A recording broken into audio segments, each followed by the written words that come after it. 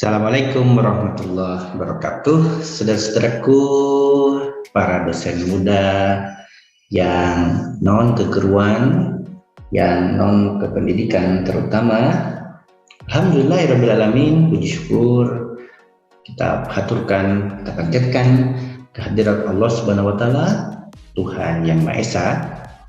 Pada kesempatan ini, Roni Ismail Channel akan melanjutkan kajian di RPS atau rencana pembelajaran semester ini, dan pada kesempatan ini di video ini sudah masuk ke terminal atau ke poin utama yang ketiga, yaitu dalam kajian evaluasi atau yang di bahasa SNDikti standar proses pembelajaran. Standar penilaian pembelajaran. Standar penilaian pembelajaran ini di RPS nanti harus kita isi dan terbagi menjadi pertama kriteria indikator, yang kedua dan bobot penilaian minimal itu. Jadi kriteria indikator, kemudian bobot penilaian, deskripsi tugas ada 3. Nanti di RPS ada deskripsi tugas untuk mahasiswa ya. Deskripsi tugas itu yang pertama, yang merupakan bagian dari evaluasi ini. Kemudian ada kriteria indikator dan juga ada bobot penilaian berapa persen. Itu yang harus kita isi di RPS kita masing-masing. Saudaraku, mohon keikhlasannya bagi yang belum subscribe di channel ini untuk subscribe channel Roni Ismail ini, kemudian like semua video yang ada di sini yang Bapak Ibu saudaraku tonton semua, kemudian kasih komen baik dari segi konten maupun teknis, dan share kepada yang lain agar manfaatnya bisa lebih luas. Dan tentu yang terakhir, bunyikan loncengnya agar bisa dapat notifikasi video-video terbaru dari Roni Ismail channel ini. Saudara-saudaraku, dari keseluruhan diskusi di video ini, kita akan diskusi banyak tentang evaluasi ini yang tadi sudah disebut dalam Standar Nasional Pendidikan Tinggi. Ada di pasal tentang standar penilaian pembelajaran. Di situ ada pengertiannya, ada prinsip-prinsipnya, macam-macamnya, dan hal-hal yang terkait dengan evaluasi ini. Nah, saudaraku, kalau dilihat dari kurs desain proses, desain pembelajaran secara utuh, evaluasi ini ada di terminal yang terakhir, ada di sub besar bagian yang terakhir. Setelah sebelumnya tentang konten atau standar isi pembelajaran sudah ada video-videonya, tentang ada peta konsep, ada timeline di sini semua. Kemudian juga ada tentang kompetensi CPMK, sub CPMK sudah ada video-video sebelumnya, dan juga tentang strategi atau standar proses pembelajaran sudah banyak videonya di Roni Ismail Channel ini.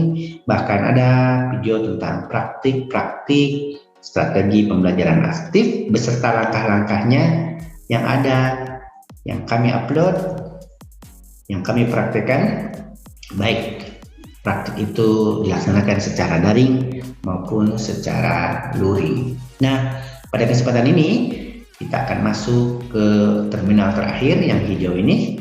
Artinya RPS kita akan segera jadi jika kajian tentang evaluasi ini sudah kita kerjakan. Bahasa itu di Standar Nasional Pendidikan Tinggi untuk materi konten disebut dengan standar isi pembelajaran, kompetensi disebut standar kompetensi lulusan, kemudian strategi disebut di situ dengan pasalnya tersendiri standar proses pembelajaran, dan evaluasi ada pasalnya tersendiri di pasal 18. Pasal 18 disebut dengan standar penilaian pembelajaran. Ada di SNDikti pasal 18 ini. Nah, saudara-saudaraku, apa itu standar penilaian menurut SNDikti? Adalah kriteria minimal tentang penilaian proses dan penilaian hasil belajar mahasiswa dalam rangka pemenuhan capaian pembelajaran lulusan. Jadi, evaluasi ini dilakukan apapun bentuknya untuk mengecek, untuk mengukur pencapaian CPMK dan sub CPMK. Di sini bukan untuk apa-apa, bukan untuk menyiksa mahasiswa, bukan, tetapi untuk mengukur capaian CPMK dan sub CPMK mereka. Mereka sudah kompeten belum? Mereka sudah mencapai CPMK dan sub CPMK yang ada di RPS atau belum? Yang didesain oleh dosen atau tim dosen apa belum? Itu tujuannya dalam rangka pemenuhan capaian pembelajaran lulusan mahasiswa. Bagaimana bentuknya? Nah, bentuknya ada dua. Ada penilaian proses yang pertama dan ada penilaian hasil. Oke, ada penilaian proses dan ada penilaian hasil. Skripsi penilaian proses apa penilaian hasil? Tentu skripsi dua-duanya, penilaian proses dan penilaian hasil. Makalah kecenderungannya penilaian hasil, kecuali makalah itu dikonsultasikan terus-menerus maka menjadi penilaian proses. Begitu saudara-saudaraku, standar penilaian pembelajaran di SNDikti pasal 18 ayat 1 adalah kriteria minimal tentang penilaian proses dan penilaian hasil belajar mahasiswa dalam rangka memenuhi capaian pembelajaran lulusan. Artinya di RPS kita untuk mengisi deskripsi tugas, kriteria indikator, dan bobot penilaian yang merupakan unsur-unsur evaluasi di RPS harus ada penilaian prosesnya dan harus ada penilaian hasilnya. Tidak mungkin hanya penilaian proses dan tidak adil pula kalau hanya penilaian hasil. Jadi dua-duanya, penilaian proses dan penilaian hasil. Itu pesan SNDikti tentang standar penilaian pembelajaran atau evaluasi di pasal 18 ayat 1. Saudara-saudaraku, ada 3 proses dalam evaluasi atau standar penilaian pembelajaran ini. Ada 3 proses yang kita lakukan sebagai seorang dosen maupun sebagai seorang guru. Yang pertama adalah tes. Yang kedua adalah penilaian. Yang ketiga adalah pengukuran. Ini 3 proses yang dilakukan seorang dosen atau seorang guru dalam melakukan standar penilaian pembelajaran. Ada pengukuran, ada penilaian, dan ada tes. Ini masuk di mana? Excellent, good, satisfactory, poor, masuk di mana, saudara? Nah, nanti akan kita diskusikan itu. Sebelum kita diskusikan apa itu tes, apa itu penilaian, dan apa itu pengukuran. Oke, saya minta saudara-saudaraku semuanya untuk mengelompokkan dari 9 ini, 1, 200 liter. Kota Bitung terletak di Pulau Jawa, Kalimantan, Sulawesi, Sumatera. Umlaut 12 cm, belum lulus. Mengapa sebuah lembaga pendidikan tinggi maju dari yang lain? Jawab singkat, padat, dan jelas. Dan ada lulus, buatlah satu proposal penelitian tentang psikologi agama dan 125. Ada 9 poin yang mohon kalau kami di pelatihan-pelatihan biasanya dilakukan dengan cardshot ya, dengan indicatments. Nah, ini dia. Mohon saudaraku mengelompokkan dari 9 ini mana yang masuk tes, mana yang masuk penilaian, dan mana yang masuk pengukuran. dari 9. Saya tunggu. Sudah?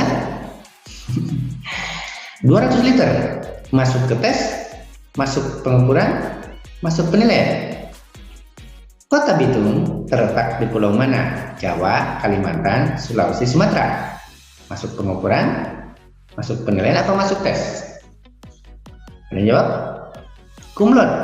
Masuk penilaian, apa pengukuran, apa penilaian? Apa tes? 12 cm. Apakah masuk tes, masuk penilaian, atau pengukuran? Belum lulus. Masuk mana? Mengapa sebuah lembaga pendidikan tinggi maju dari yang lain? Masuk mana? Kemudian lulus. Masuk mana? Buatlah satu proposal penelitian tentang psikologi agama. Masuk mana? 125 kg. Masuk mana? Oke, bagus. Yang masuk tes dari 9 poin ini adalah mengapa sebuah lembaga pendidikan lebih maju dari yang lain? Jawab singkat, padat, dan jelas. Itu masuk tes. Ada 9 tadi, diingat.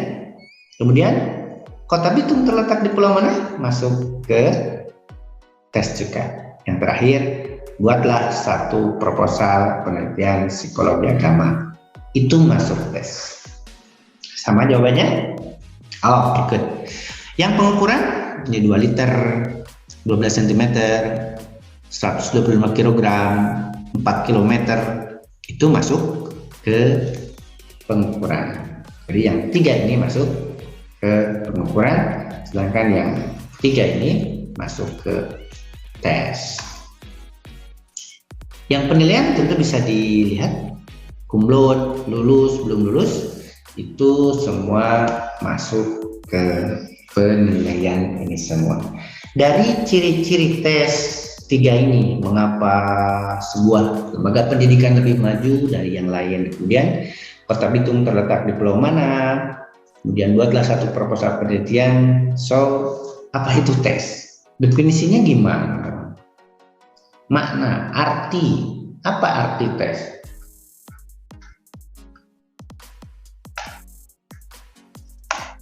Kemudian ciri-ciri pengukuran ini, poinnya 200 liter, 12 cm, 125 kg. Definisinya apa? Kemudian ada penilaian, ada kumlot, ada lulus, ada belum lulus. Masuk ke mana? Saya tunggu lagi 5 menit. Silakan saudara-saudaraku untuk mengira-ngira dengan ciri-ciri ini, apa itu tes, apa itu pengukuran, dan apa itu penilaian.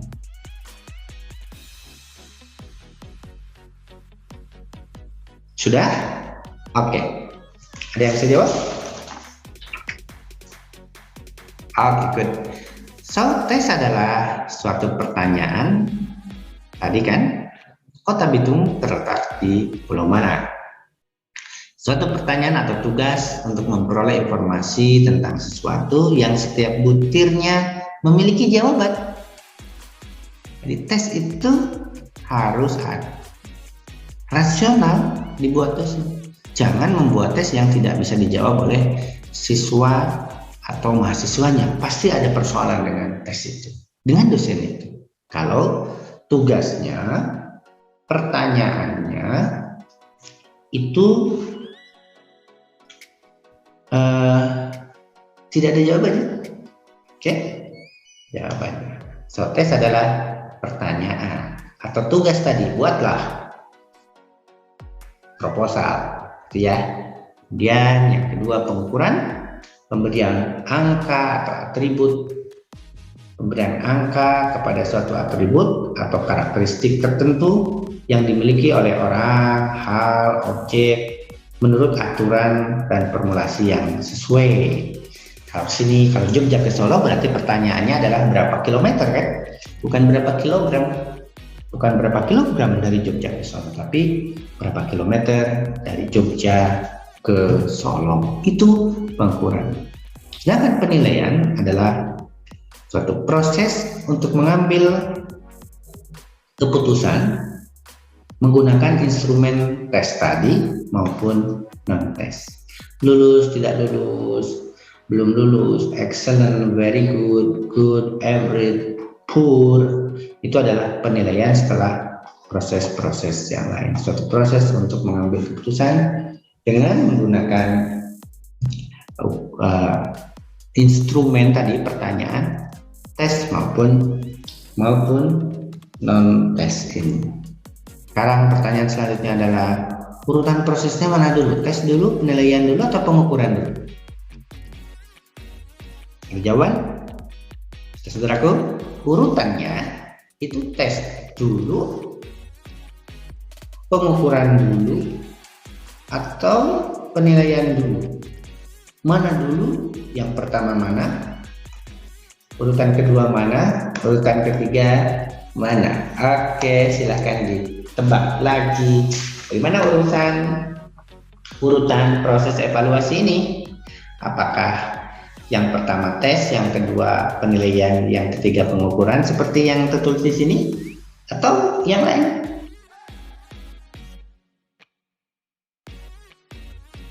Mereka? No?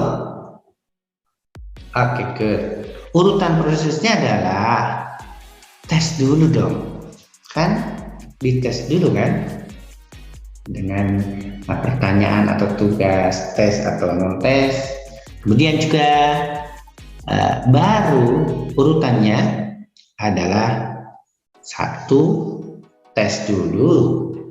Kemudian yang kedua, pengukuran dulu. Kedua pengukuran, yang ketiga baru penilaian. Jadi tes dulu, kemudian dilakukan pengukuran dengan ukuran yang tepat tadi ya, dilaksanakan tes, pertanyaan atau tugas, kemudian dilakukan pengukuran dengan formula yang tepat, dengan ukuran-ukuran yang jelas, kemudian baru keluar penilaian, lulus apa, belum lulus. Nah, saudara-saudara kalian, bagaimana hubungan ketiganya dalam proses evaluasi ini?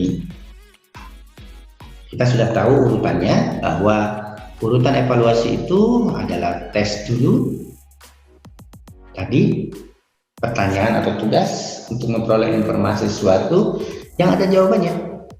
Kemudian yang kedua dilakukan pengukuran, dan yang ketiga evaluasi, penilaian. Bagaimana hubungannya?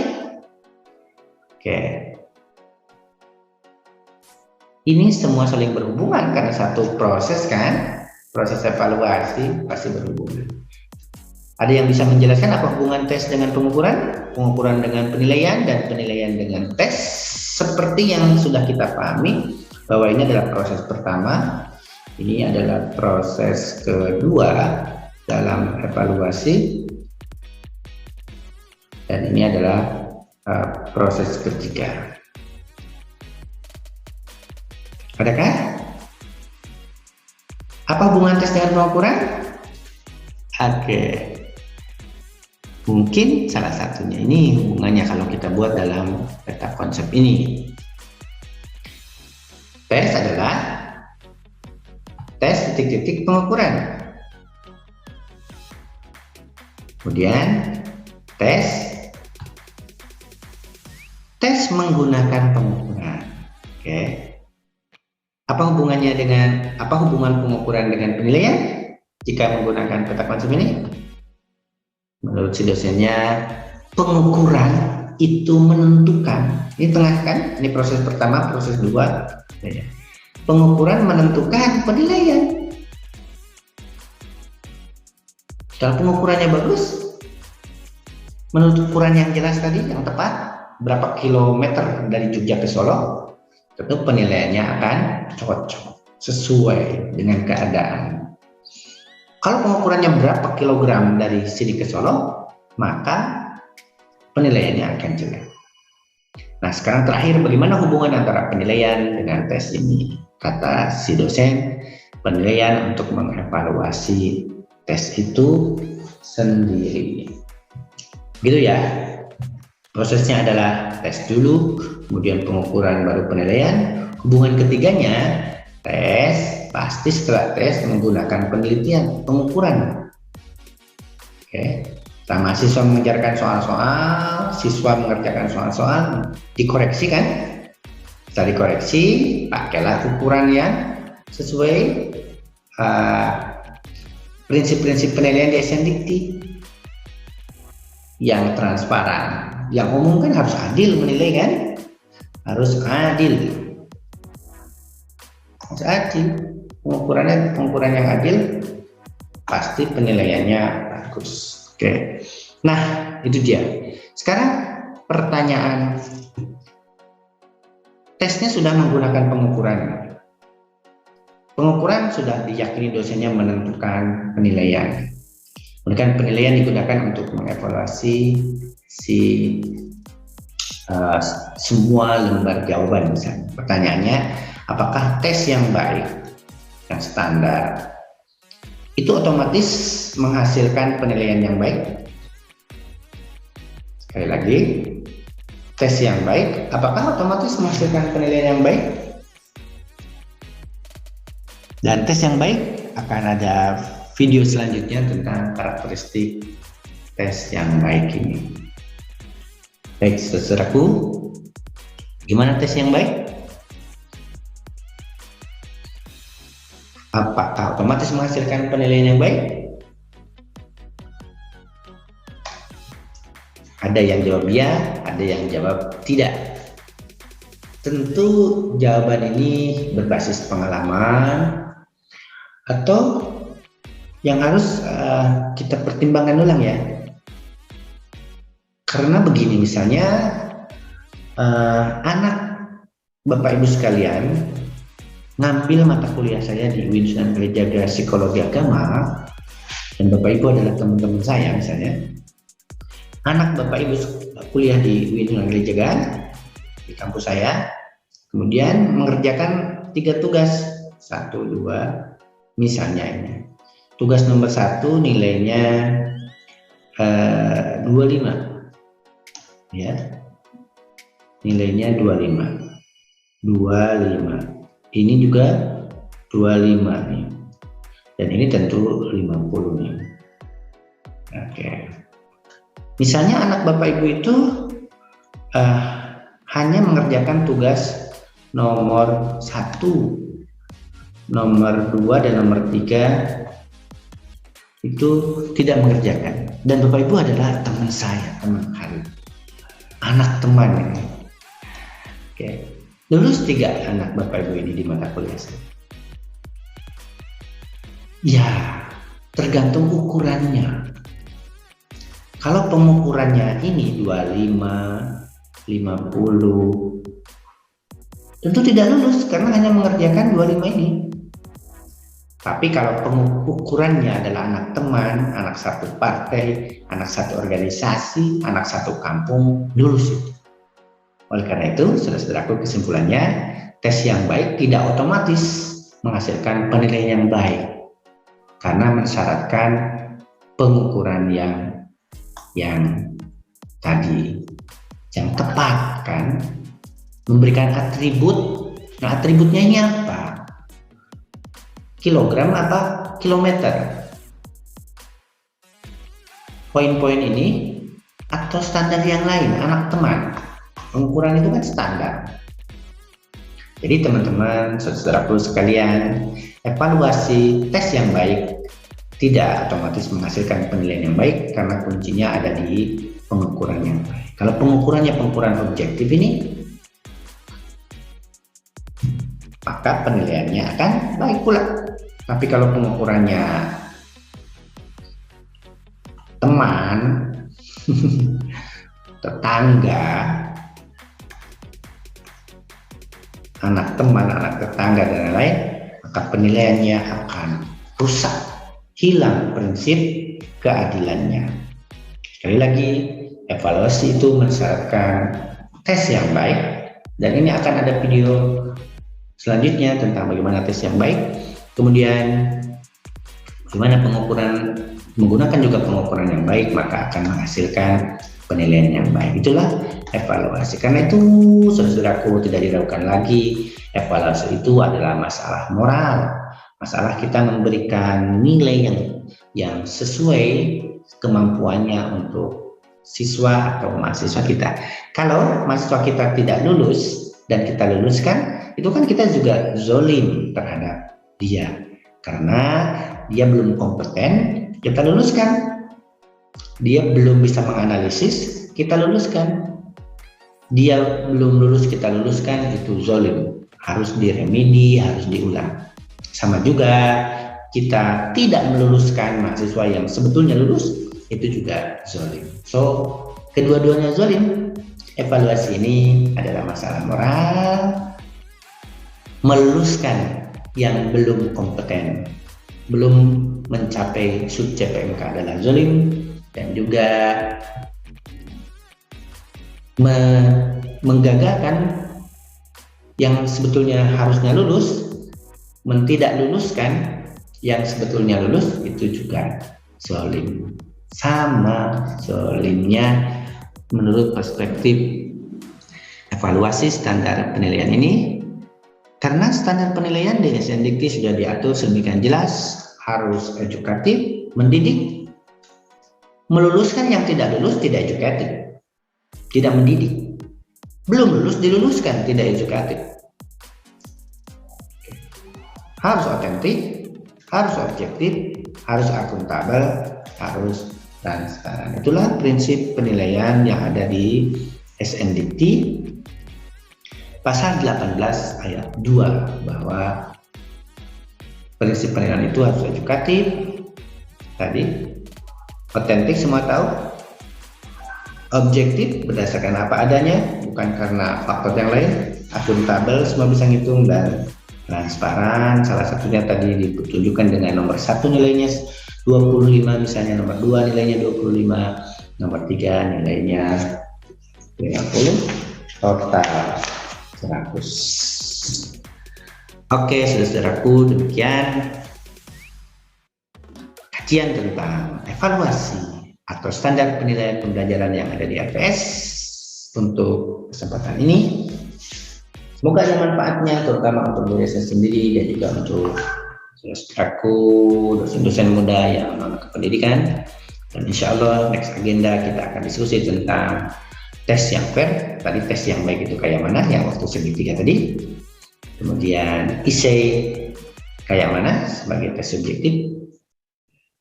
Marking scheme atau rubrik kita akan diskusikan, dan banyak sekali tes alternatif yang akan kita diskusikan tentang bagaimana menilainya. Penilaian proses kah atau penilaian perbakah, akan insya Allah akan ada di video-video sebelumnya. Saudara-saudaraku, demikianlah, mudah-mudahan ada manfaatnya apa yang disampaikan sedikit ini, terutama untuk diri saya sendiri dan juga untuk saudara-saudaraku, dosen-dosen yang muda, yang non keguruan, yang non kependidikan, yang dulu tidak dipelajari masalah-masalah seperti ini. Assalamualaikum warahmatullahi wabarakatuh.